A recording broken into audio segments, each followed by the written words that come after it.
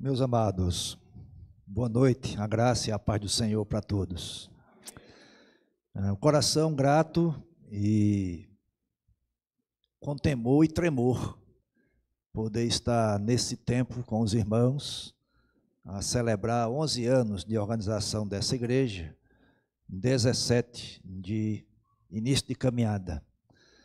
Eu tive o privilégio de participar por um tempo junto com os irmãos, na caminhada dessa igreja, e me sinto honrado por poder ter colaborado por um tempo com esses irmãos, com o pastor Flauber e com outros que aqui passaram. Gratidão também por ter sido recebido com muito amor por essa igreja.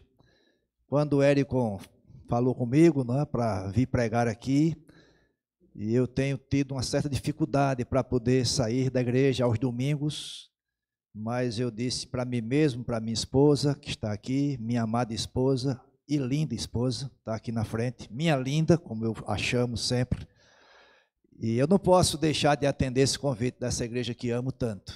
E aí falei com um colega pastor, ele pôde nos atender estando lá na igreja, pregando nessa noite também. Também gratidão a Deus por essa igreja ter recebido meus filhos, quando estávamos num período de saindo do ministério da igreja memorial, onde fui pastor antes, onde estou de volta, e essa igreja recebeu meus filhos com muito amor também, com muito cuidado. Tiago não está mais com os irmãos, né, ele congrega hoje lá na igreja congregacional Zona Sul, com o pastor Valque, mas Mateus continua aqui, sendo bem recebido e bem tratado pelos irmãos, e eu sou grato a Deus por isso também. E a igreja tem aumentado, tem crescido, né? Cada vez que venho aqui tem mais gente. E tem aumentado também, que agora a igreja também recebeu minha nora número 2, né? Que é a Sara, esposa de Mateus. Também fico com um coração muito grato em os irmãos ter recebido assim.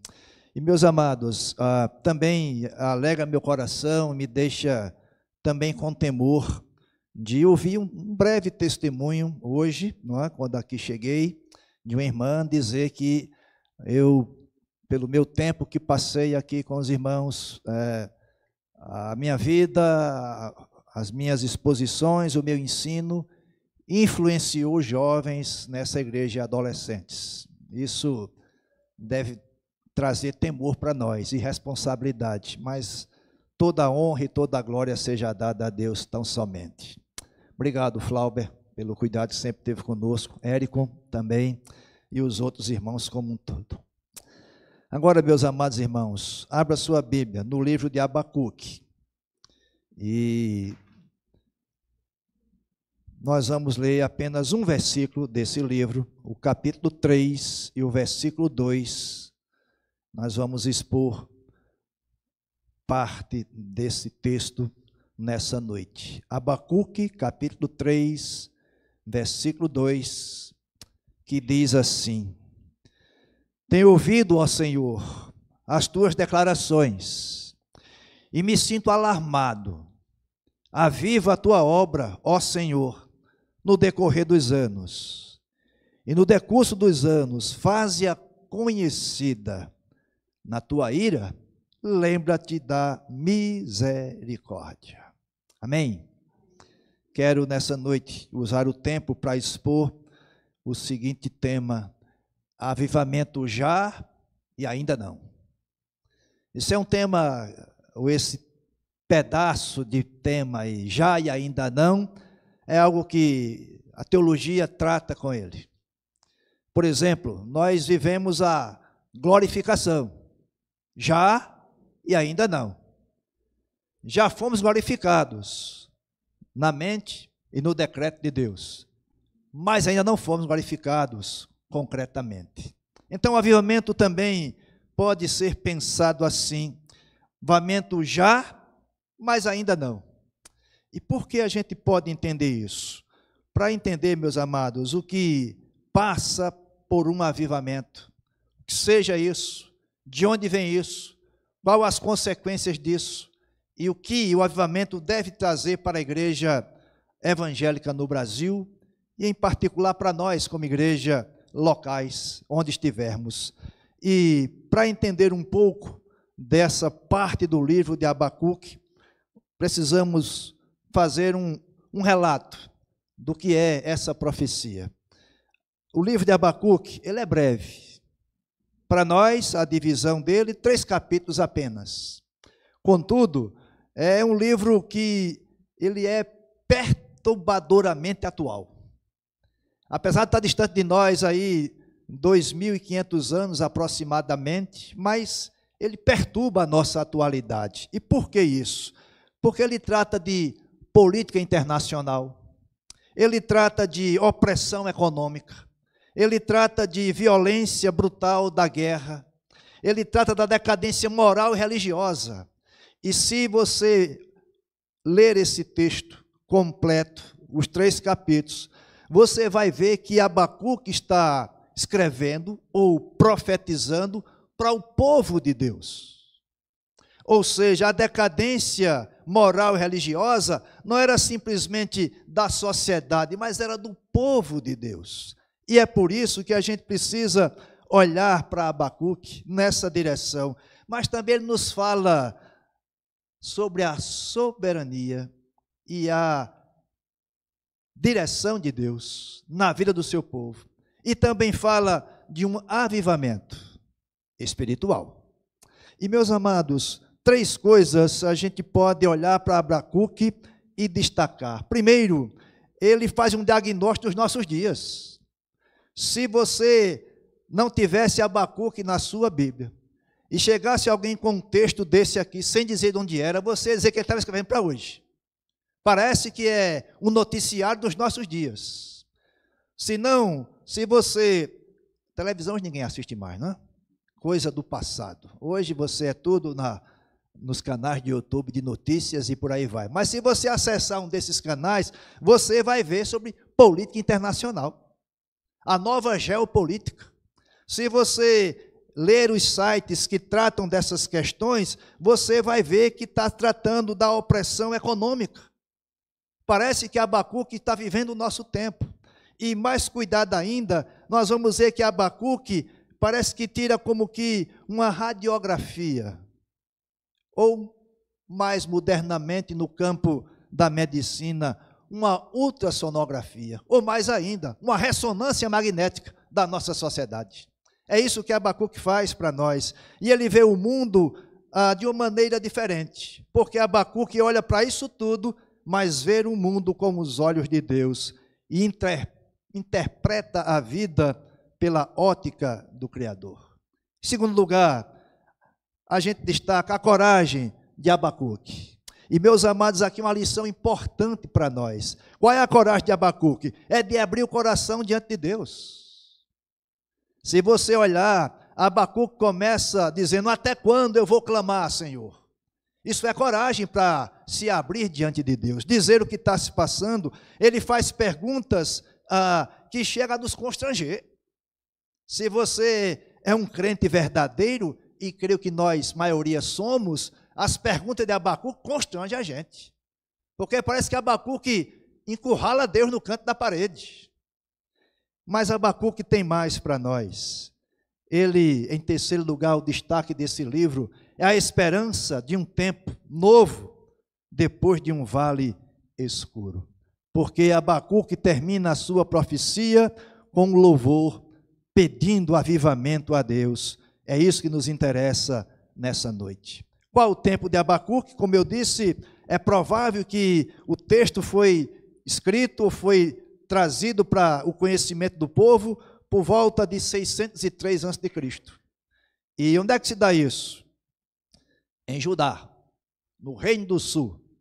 Porque o Reino do Norte já tinha desaparecido em 722 a.C.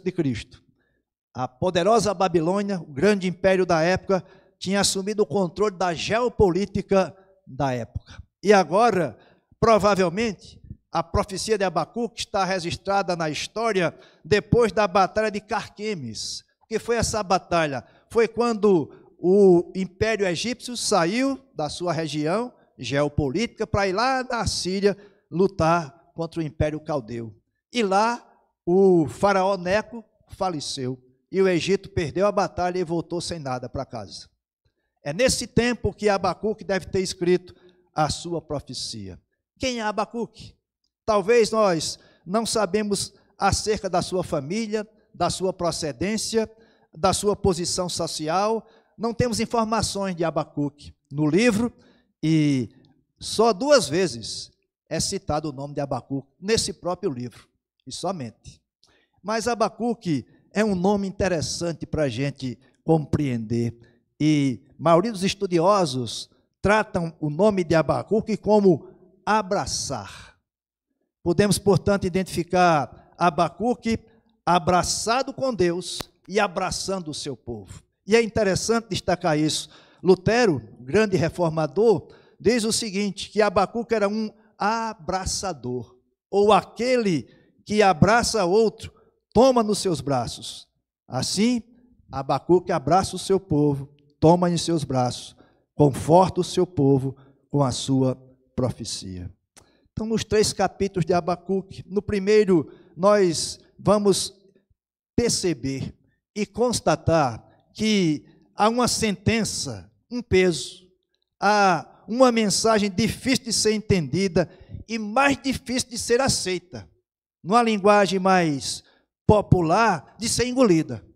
Qual é essa mensagem de Abacuque? Ele vai encarar as tensões da sua alma com o que está acontecendo com o seu povo. E ele faz isso sem dilemas. Isso assalta o coração de Abacuque. E 2 grandes conflitos Abacuque registra nesse primeiro capítulo. Qual seja, o primeiro conflito é quando ele constata que o mal está prevalecendo e há aparentemente uma inanição de Deus. Deus está inerte. É o que Abacuque vai constatar. Se não, vejamos, versículo 2 do capítulo 1. Ó Senhor, até quando clamarei e tu não me escutarás? Ainda que grite violência, tu não salvarás? Porque me mostras a iniquidade e me fazes ver a injustiça? Pois a destruição e a violência estão diante de mim, e há também quem suscite a contenda e o litígio. E vai dizendo coisas mais, e vai mostrando o que está acontecendo no meio do seu povo. Observem, isso aqui está acontecendo no reino de Judá, povo de Deus. E Abacuque está, portanto, nesse dilema: como é que eu posso ver violência? Como é que eu posso ver a aparente vitória do mal? Como é que eu posso até olhar e ver que Deus está inerte? Isso conflita qualquer um. Conflita você também, conflita a mim, nos conflita. E mais, Abacuque tem um segundo conflito no seu coração, na sua vida. É a resposta à sua oração. Depois de todos esses dilemas que Abacuque está passando, ele, portanto, ora a Deus e Deus responde a Abacuque.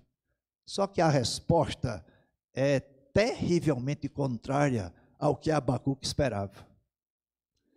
Violência está presente, a lei é frouxa, não tem justiça, só há injustiça, há algo que toma conta do povo, as coisas estão ficando cada vez mais horríveis. E Deus diz: tá bom, Abacuque, eu vou dar um conserto nisso, eu vou enviar a Babilônia para resolver. Que coisa! Abacuque sabia que era a Babilônia. A Babilônia era o império mais cruel da época. Os soldados babilônicos, quando chegavam numa região e conquistavam, o que eles faziam, no mínimo, era furar os olhos das pessoas. No mínimo. Então Abacuque falou: se eu estou nesse conflito de ver o meu povo sofrendo, a iniquidade está no meio do povo, e o Senhor disse que vai consertar mandando a Babilônia, é pior a situação. Essa é a resposta primeira de Deus para Abacuque. No segundo capítulo, ele fala de uma visão. E é interessante, meus amados, depois de tudo isso, vejam, Abacuque agora entende o que Deus disse para ele. No sentido de, é Deus que está falando, mas veja o capítulo 2. Eu estarei sobre a minha guarda e tomarei posição sobre a fortaleza ou sobre a torre. Vigiarei para ver o que falará a mim e o que eu responderei quando eu for reprovado. Aí, Abacuque recebe a visão de Deus. Então o Senhor me respondeu e disse: escreva a visão e faça bem legível sobre tábuas, para que a possa ler quem passa correndo. Vejam que nós podemos entender que a visão que Abacuque tem é que Deus está dizendo, bote no outdoor essa mensagem que eu tenho para você agora, para que todo mundo que passe possa ler. E Abacuque esperava algo diferente, né? Mas a visão que Deus revela a Abacuque é que o soberbo vai perecer, o justo vai sobreviver à crise, pois ele viverá pela fé. Louvado seja Deus. Em meio à crise, meus amados, é aí que está a condução que nós podemos sobressair. Veja o versículo 4 do capítulo 2. Eis que a sua alma, que é orgulhosa, não é reta nele. Está falando desse povo da Babilônia. Aí vem a conjunção adversativa. Mas, porém, contudo, todavia, o justo viverá pela sua fé. Abacuque, meu filho, tenha fé.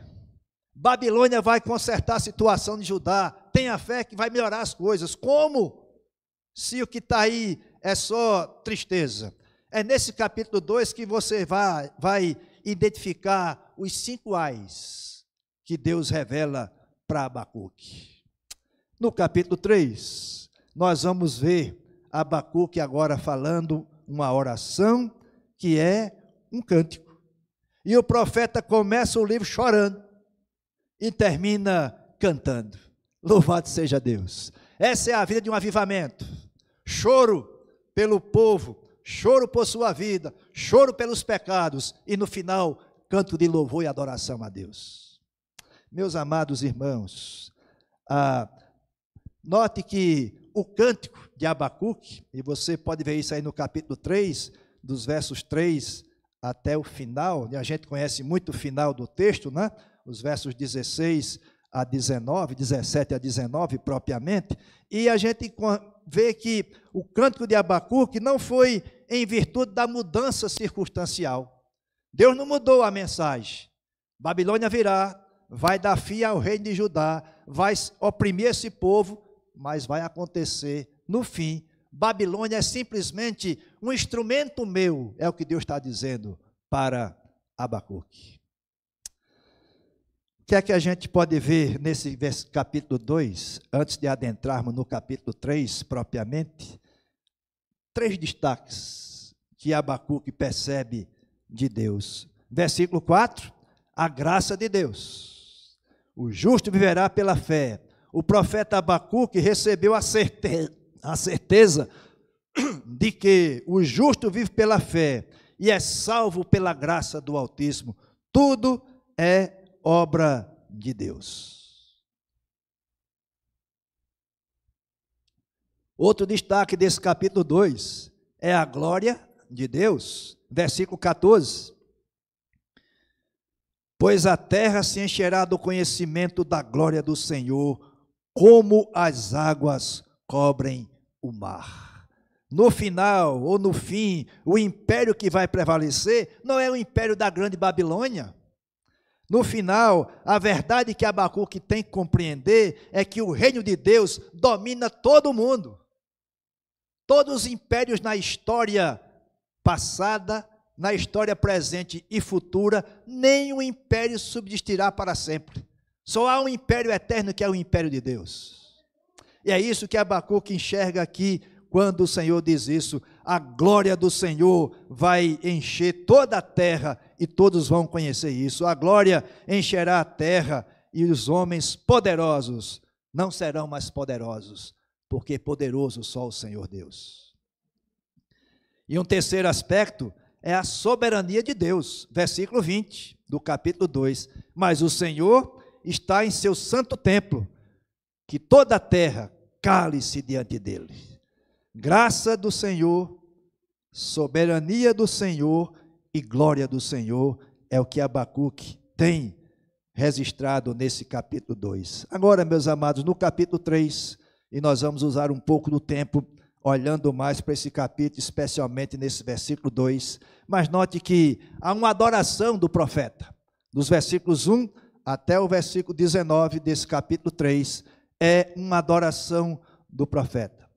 E, meus amados, adorar a Deus, servir a Deus, quando tudo vai bem, é fácil. É fácil. Só que, às vezes, há um perigo disso. Quando tudo está bem para nós, quando as coisas funcionam como nós planejamos e almejamos, é fácil adorar a Deus. Mas quando as coisas estão contrárias, torna-se difícil para nós. E há um perigo de nós, quando estamos, como diz numa linguagem, né? Tudo perfeito, a vida vai num céu de brigadeiro, ou seja, não tem problema nenhum, a gente até esquece de Deus, até esquece que precisamos continuar submissos a Ele. Então Abacuque nos chama a atenção para isso. A situação, portanto, aqui não muda, as circunstâncias não são favoráveis, a Babilônia vem disciplinar o reino de Judá. Abacuque, portanto, não mudou o coração, ele continua como está, só que agora ele é capaz de adorar a Deus, mesmo em meio à crise. Isso só é possível quando tiramos os olhos dos problemas e fitamos os olhos em Jesus. A propósito, é isso que o autor da carta aos Hebreus diz: corram a carreira cristã, olhando para Jesus, autor e consumador da nossa fé. Meus amados, a gente precisa compreender isso para poder viver esse avivamento que tanto buscamos e almejamos. E o contexto dessa passagem aqui do capítulo 3, alguns dizem que seria como que o ápice do texto de Abacuque.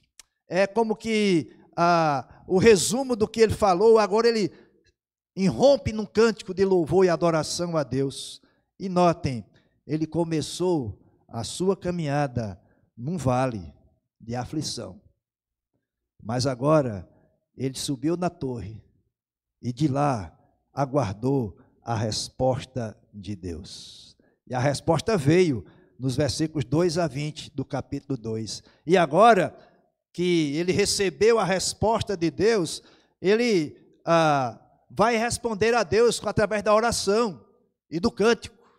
Só que a resposta de Abacuque não é mais em forma de protesto. Note que ele começa até quando? Está protestando ao Senhor. Até quando vai acontecer isso, Senhor? Você não é soberano? Não é o Senhor que manda em tudo? Até quando eu vou continuar clamando e não vou obter resposta? A resposta veio. Ele está lá na torre e tem a resposta. E agora, nesse capítulo 3, ele não mais protesta ao Senhor. Pelo contrário, ele agora ora. É assim que começa o capítulo 3. A oração de Abacuque, o profeta. Simples. Oração de Abacuque, o profeta. E aí vem o registro da oração e do cântico que Abacuque faz registrar para nós nesse texto. O que é que fez com que Abacuque saísse desse vale de dor e alcançasse o alto do monte? Meus amados, a resposta é fácil de nós entendermos. Os mesmos ensinos espirituais que também podem nos elevar. A oração, a visão e a fé. A mesma resposta para nós. Abacuque intercedeu pela obra de Deus, versículos 1 e 2. Meditou sobre os caminhos de Deus, versículos 3 a 15 desse capítulo 3, e afirmou sua confiança em Deus, versículos 16 a 19. Então vamos entender um pouco esse texto, versículos 1 e 2. A intercessão do profeta. A oração é um cântico, e é interessante a gente observar que ele faz isso depois da resposta de Deus. E meus amados, com um coração sincero nosso, dificilmente nós oraremos assim, depois de receber a resposta de Deus. Qual foi a resposta? Abacuque, escreva lá no outdoor que Babilônia vai chegar e vai disciplinar o povo de Deus, o meu povo. Mas depois disso, Babilônia não vai ser o que eles pensam que é. Eles vão ser disciplinados também. Se você lembrar, Abacuque é contemporâneo de Jeremias, profeta Jeremias. E lá no livro de Jeremias, no capítulo 29, ele manda uma carta para os que estão exilados na Babilônia. E lá na carta, acho que é versículo 9 ou é 10 do capítulo 29, Jeremias registra que vocês vão ficar aí quando se cumprir 70 anos para a Babilônia. O povo de Deus está lá cativo, oprimido, mas os 70 anos é para a Babilônia. Deus está dizendo, Babilônia vai reinar por 70 anos somente, nem um dia mais, nem um dia menos. Eu vou usar a Babilônia para punir o meu povo, mas somente por 70 anos. Louvado seja o Senhor. Então Abacuque tem essa resposta e agora irrompe nessa oração. E quando ele começa a orar ao Senhor, ao invés de discutir agora com Deus, sua oração é transformada em louvor e adoração a Deus. E aqui, meus amados, há mais uma importante lição para nós. Todos nós que cremos no Senhor, ao ouvir a palavra de Deus, devemos dobrar nossos joelhos. A palavra de Deus cria em nós uma total dependência dEle. E mais, quando nós ouvimos a voz de Deus, isso nos leva às lágrimas, reverência. Isso nos leva também a dobrar os joelhos, dependência. Oração não é mais do que isso. É reconhecimento de quem somos, ou seja, lágrimas pelos pecados que cometemos, mas também é joelhos dobrados, em sinal de dependência de Deus. É isso que Abacuque nos ensina nessa busca por um avivamento. Uma oração diante da resposta de Deus. Veja que Abacuque começa no versículo 2, tenho ouvido, ó Senhor, as tuas declarações. A King James traduz, Senhor, eu ouvi o teu discurso. Ou seja, eu ouvi a tua palavra. E aqui declarações ou discurso é o mesmo que relatos. Abacuque, portanto, está se referindo ao que Deus havia falado anteriormente, capítulo 2, versículos 2 e 3. E agora Abacuque reconhece isso e, mais uma vez, meus amados, trazendo para nós, quando conhecemos a vontade de Deus, esse conhecimento deve nos levar a orar. Senhor, seja feita a tua vontade. Sempre deve ser assim. E Martin Lloyd Jones, expondo esse texto, diz que Abacuque está interessado em só uma coisa agora, qual seja a glória de Deus. Porque Abacuque está diante da santidade de Deus. O que importa para Abacuque agora é reconhecer que Deus é santo e, portanto, buscar glorificar a Deus. A oração de Abacuque também é em resposta à majestade de Deus. Senhor, tenho ouvido as tuas declarações e me sinto alarmado. Vejam, meus amados, que o profeta tinha contemplado a grandeza de Deus, numa visão que está registrada aqui nos versículos 3 a 15 desse capítulo 3. Abacuque registra essa visão da grandeza de Deus. Quem é Deus? Qual o conceito de Deus que você tem? Será que Deus é realmente soberano? Ou Deus é simplesmente algo que você criou na sua mente? Há muita gente nas igrejas, povo de Deus, que criam um Deus que não é o Deus das Escrituras. Um Deus que até serve como um capacho seu. Quando eu preciso, eu vou lá e o chamo. Alguns até dizem que é o Deus Aladim, aquele da lâmpada maravilhosa. Quando eu precisar, eu esfrego, ele sai e me atende. Esse não é o Deus das Escrituras. Abacuque reconhece quem é Deus. Estou alarmado quando eu vi e ouvi as tuas declarações. Abacuque, portanto, não estava mais alarmado com a situação difícil que o seu povo estava passando, mas o que alarmou Abacuque agora é a grandeza da revelação de Deus.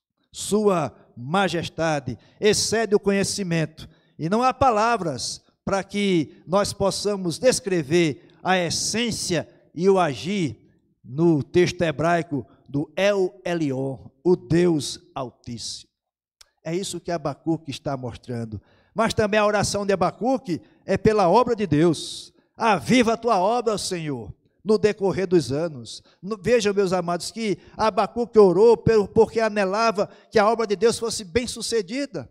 Até parece que Deus não é bem sucedido nas suas obras. Mas Abacuque está dizendo, Senhor, aviva a tua obra.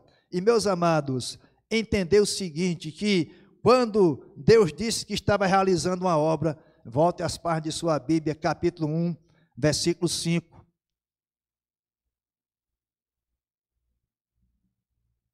Vede entre os gentios, ou entre os povos, ou entre as nações, e observai, maravilhai-vos e admirai-vos, pois realizarei uma obra em vossos dias, que não crereis, quando for contada a vós.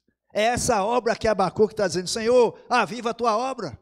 Se o Senhor disse que vai fazer uma obra, aviva essa obra. E Abacuque orou para que essa obra se mantivesse viva e fizesse prosperar o seu povo. Palavra aqui, aviva ou avivar, o significado primário dela é preservar, manter vivo. Mas também ela significa, meus amados, purificar, corrigir. Abacuque está dizendo, Senhor, purifica a tua obra,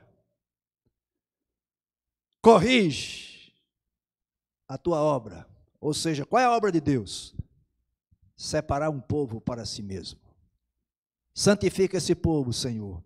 Purifica esse povo. Ou seja, livra esse povo do mal. E o resultado, meus amados, é sempre essencial, porque toda vez que Deus aviva, Deus está, portanto, corrigindo, purificando. Então, quando nós orarmos, Senhor, derrama avivamento no nosso meio, estamos dizendo, Senhor, purifica. Senhor, corrige nossas vidas, para que a tua obra seja vista no tempo e na história. Veja que Abacuque está dizendo que na história, meus amados, cada avivamento, se você estudar a história dos avivamentos, nenhum deles aconteceu sem que houvesse uma purificação do povo. Sem que Deus levantasse um homem para, a partir dele, o povo ver a obra de Deus. E essa obra começava com purificação, limpeza do pecado, para que o povo se dobrasse diante de Deus. É através dessa purificação, tirando as escórias, como se faz com o ouro, purificado no fogo. É o fogo que purifica o ouro, tira as escórias, aquilo que não presta. Assim Deus faz com o seu povo, para que o avivamento aconteça. Mas a oração do profeta também é uma oração por misericórdia. Observe que ele diz, na tua ira, lembra-te da misericórdia. O apelo final de Abacuque é muito tocante. Ele não pede a Deus que se lembre deles em virtude de quaisquer méritos seus. Não. Pede que Deus, na ira, se lembre da misericórdia. E, meus amados, Deus está irado com a humanidade. Deus está irado com o seu povo, por incrível que pareça. E é por isso que Abacuque diz, Senhor, na tua ira, tem misericórdia. Porque se ele derramar a ira sobre nós, não ficará nada. Por isso que Abacuque diz, Senhor, lembra-te da misericórdia. E, meus amados, mais uma vez o profeta Jeremias, contemporâneo de Abacuque, nos leva a entender isso. E os irmãos sabem disso muito bem. O livro de Lamentações, capítulo 3. A causa de não sermos consumidos são as misericórdias do Senhor, que se renovam cada manhã. Cada manhã. E eu tenho dito e tenho escrito algumas vezes que é interessante a gente perceber que misericórdia e bondade são como os dois guarda-costas que nos acompanham todos os dias. Todos os dias. Não fora isso, nós já tínhamos sucumbido. Mas as misericórdias do Senhor e a sua bondade nos seguem todos os dias, como diz o salmista. Lembre-se que Moisés intercedeu pelo povo, não é? Pela nação, tanto lá no Monte Sinai, como em Cades Barneia. Você encontra isso no livro de Êxodo 32, quando Moisés intercede pelo povo lá no Monte Sinai. E depois lá na encruzilhada, na Cades Barnea, para decidir para onde ia. Moisés também intercede pelo povo. É isso que Abacuque está fazendo aqui. Senhor, lembra-te da tua misericórdia. Amados, nós precisamos perceber que além da relevância da oração de Abacuque, pedindo livramento, ele não ora para que Deus livre o povo naquele instante. Ele não ora para isso. Ele não ora para Deus mudar os seus planos. Ele ora para que Deus tenha misericórdia. E o que é que está acontecendo aqui? É que Deus fará a obra em Judá e em todas as nações. Nos nossos dias, os grandes impérios que nós temos, os que se acham grandes impérios, também sucumbirão pela forte e poderosa mão de Deus, no tempo próprio dele. Agora, o foco mudou, mas Deus é o mesmo. Deus continua o mesmo. A palavra e a oração nos colocam no caminho da restauração. Mais uma vez, amados, Abacuque nos ensina que, ao ouvir a voz de Deus, a única maneira de enfrentarmos vitoriosamente a crise é ouvindo a palavra de Deus.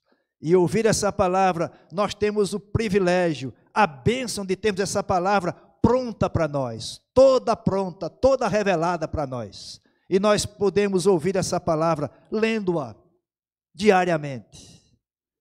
Ouvir a palavra de Deus também deve nos levar à oração, como fez Abacuque. A oração que honra o Senhor deve caminhar da humilhação do homem para a exaltação de Deus.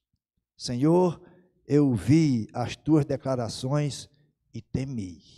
É o que Abacuque diz para nós. O profeta Abacuque, portanto, nesta oração, 3 elementos indispensáveis para que a gente entenda a caminhada progressiva da humilhação humana à exaltação de Deus. Quais sejam humilhação, adoração e petição. Observe que ele começa com a humilhação, ele não usa mais questionar a Deus. Pelo contrário, ele agora pede a Deus que faça a sua obra, aviva a tua obra, Senhor. Note que Abacuque não mais está incomodado com o silêncio de Deus. Abacuque agora não pede para que Deus suspenda a disciplina. Abacuque está simplesmente extasiado com a glória de Deus. E é isso que ele diz: aviva a tua obra, Senhor. Ou seja, purifica o teu povo. Se é isso que o povo precisa, purifica o teu povo. Depois temos a adoração. Ele está alarmado com as coisas que estão acontecendo, as circunstâncias que está submetido e que estavam ao seu redor, mas agora ele está extasiado e, portanto, adora a Deus pelo que Deus é e pela grandeza de Deus. Pelo que ele acaba de ouvir da declaração de Deus, ele agora está em adoração. E, por fim, ele está em uma petição. E, mais uma vez, a petição não é por livramento. A petição é que ele agora pede que Deus avive a obra. Mais uma vez, purifica o teu povo, Senhor. Se é isso que o povo precisa, faz isso. Aviva a tua obra no meio dos anos, ou seja, durante todo o tempo. Meus amados, o clamor pelo avivamento nos leva de volta ao favor do Senhor. E por que a gente pode entender isso? É que o avivamento tem sido um dos temas mais falados e mais distorcidos na igreja evangélica da atualidade. Há muita gente falando de avivamento, há muita gente até buscando avivamento, mas, entendam, o verdadeiro avivamento não é a agenda da igreja, é a agenda de Deus. O avivamento verdadeiro vem do céu, é de Deus, é obra soberana do Espírito Santo. Ele está sempre centrado na palavra de Deus. O avivamento sempre leva a igreja à oração, à santidade e ao serviço.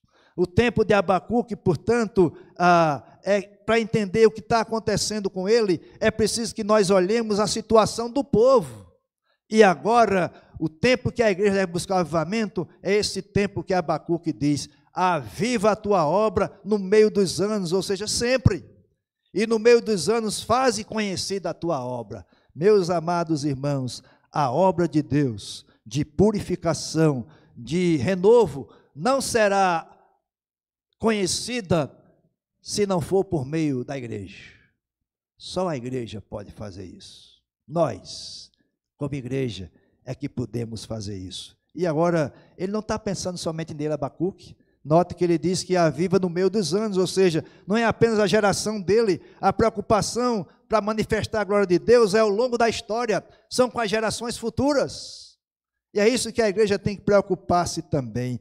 Meus amados, a igreja deve buscar avivamento no sentido de, como Abacuque faz, reconhecendo quem é Deus e pedindo purificação e renovo nas nossas vidas.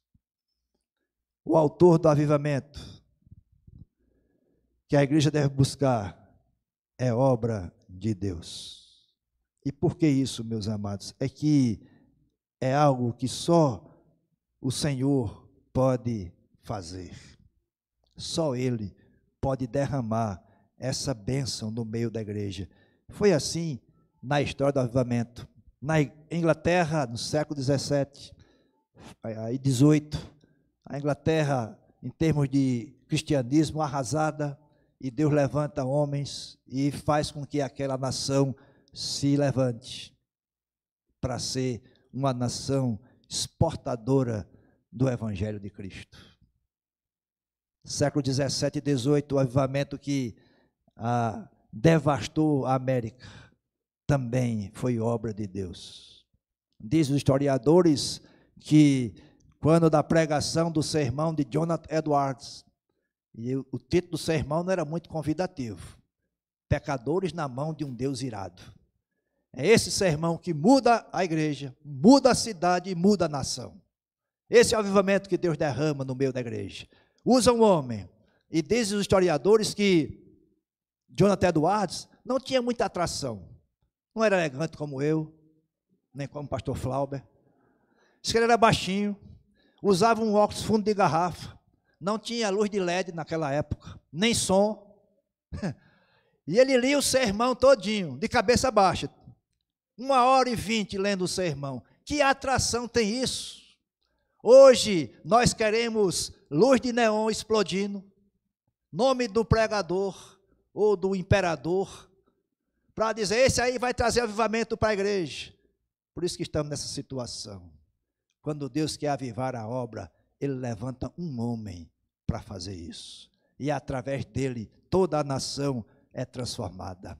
Mais próximo de nós, Coreia também passou por um avivamento que modificou aquela nação até hoje.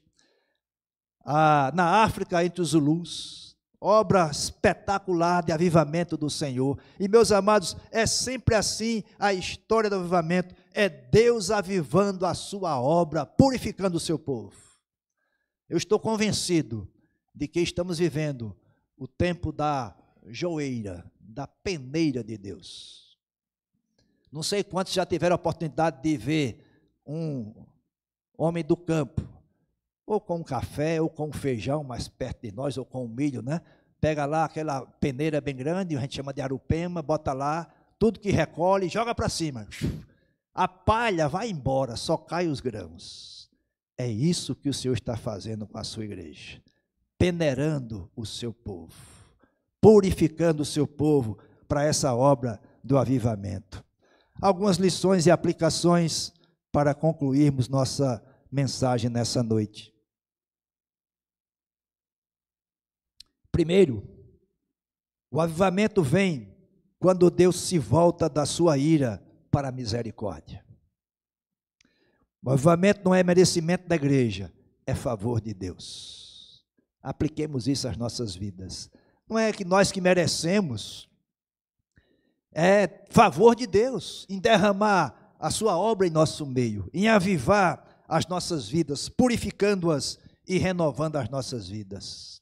Segunda lição e aplicação para nós é a necessidade que nós temos do avivamento, nesse sentido de purificação. Nós vivemos uma crise das polarizações, E Hernando Dias Lopes coloca isso no seu livro, muito interessante para a gente pensar a respeito disso, dessa crise de polarizações. Há igrejas que têm doutrina, mas não crescem. Há igrejas que crescem, mas não têm doutrina. E nem ética. Há aqueles que são ortodoxos na doutrina, mas são liberais na ética e na conduta. Isso é polarização. Há aqueles que são ortodoxos na cabeça, são muito bons na ortodoxia, mas a sua conduta não condiz, é cheia de heresia. Essa é a polarização, e é nesse tempo que Deus aviva a sua obra no meio da igreja. É nesse tempo que Deus purifica, que Deus renova a sua igreja. Terceira aplicação e lição para nós. O avivamento é obra do Espírito Santo, que traz restauração para a igreja, salvação para o mundo e glória para Deus. Aplique isso na sua vida, aplico eu na minha vida, apliquemos em nossas vidas. Avivamento, meus amados, purificação da vida, é obra do Espírito Santo. Ele vai restaurar a igreja, mas ele vai também salvar as pessoas que estão no mundo, e isso é glória para Deus, sempre glória para Deus. Quarto, aplicação e lição para nós. O avivamento é concebido no quebrantamento e nasce com o choro do arrependimento.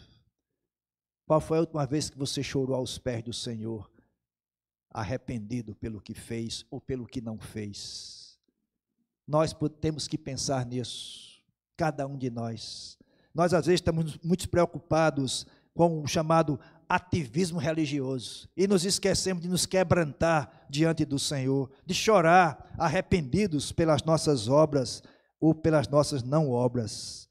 Avivamento, portanto, é marcado por oração abundante.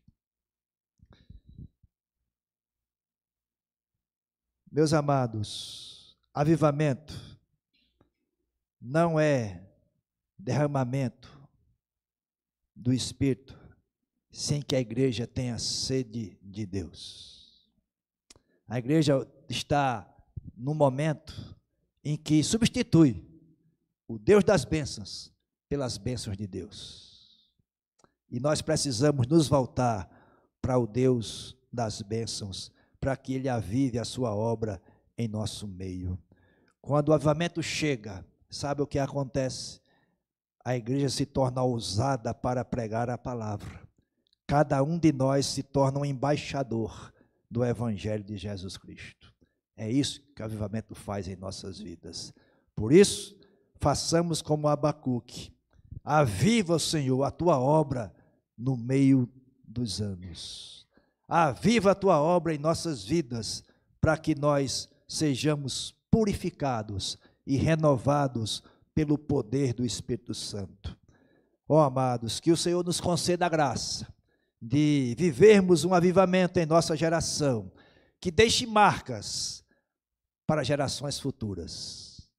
Que Ele nos abençoe. Amém. Baixe sua cabeça, eu quero orar com você nesse instante.